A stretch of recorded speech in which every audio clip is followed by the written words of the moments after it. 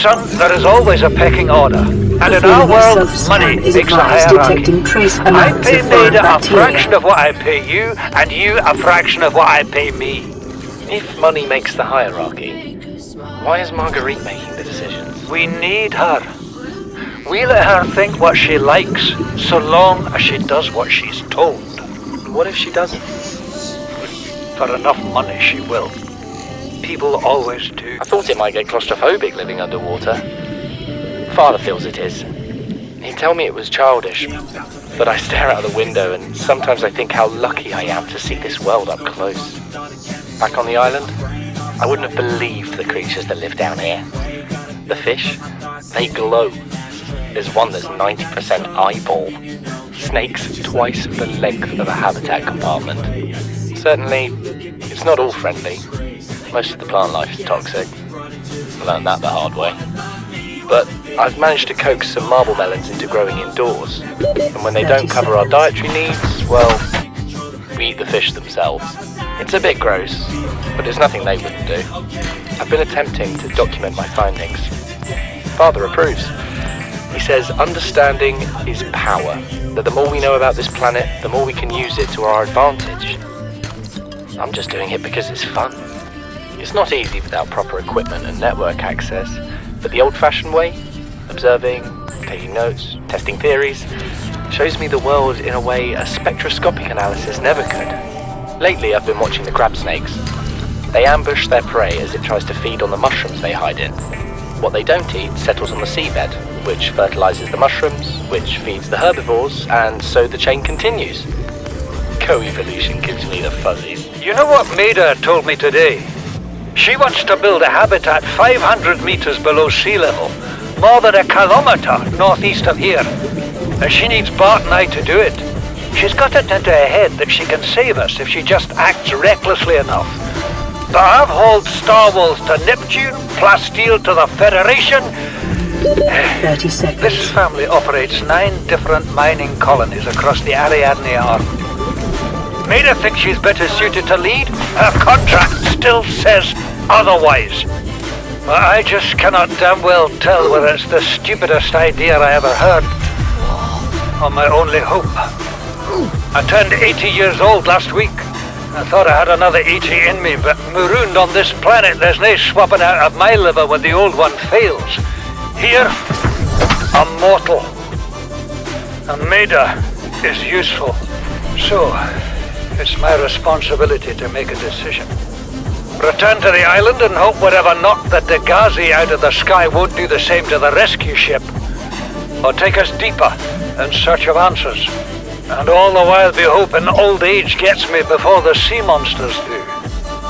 I'll give Maida just one thing. She was right about these caves. There's enough lithium there to fabricate 100 tons of plasteel. Enough for a damn fleet of Cyclops submarines. There was nothing anyone could have done to avoid crashing here. But I was right to order the detour. If we get off this planet, they'll be talking about the Torgal share price on the other side of the Federation. We're already 200 meters below sea level. You want to go deeper? Look around us, Chief. Water leaking through the hull, water outside the hatch. We're drowning real slow. If rescue arrives, whatever shot us down, it's gonna do it again and again until it's shut off. You see an off switch around here, Chief? Why would it any more likely be half a kilometer down? Your kid found something on the scanner. There's something down there. Something that shouldn't be. You're mad. I'm going all the same. And I have an idea you two are gonna follow. But if you do, be mindful. Your authority stopped at sea level. Something incredible just happened. Since we're down here, I had this plan to build equipment and study the life forms we were encountering. But I didn't have enough enameled glass. So, I started looking for a natural substrate that would strengthen the glass we have. And those stalker teeth we've been finding fit the bill. Only, well, we needed more. That's when Marguerite got interested. She actually listened to me. More than I can say for Father. And I worked up the courage to talk about my more tentative theories. When I told her they were attracted to metal deposits, that their teeth get dislodged when they pick them up, Her eyes narrowed and she dashed out of the room. Warning. 3 hours later, she came back, her pack loaded down with stalker teeth. I asked her about it. She shrugged and said my theories were good. Said she had the meeting out of the palm of her hand. I think she meant it literally. She is incredible. She went out to the kelp forest armed with just a heat blade and went bin to bin with a pack of stalkers. On the one hand, that is the coolest thing I have ever heard. On the other, well, I hope the stalkers didn't come off worse than Marguerite did. She had a huge gash on her forearm.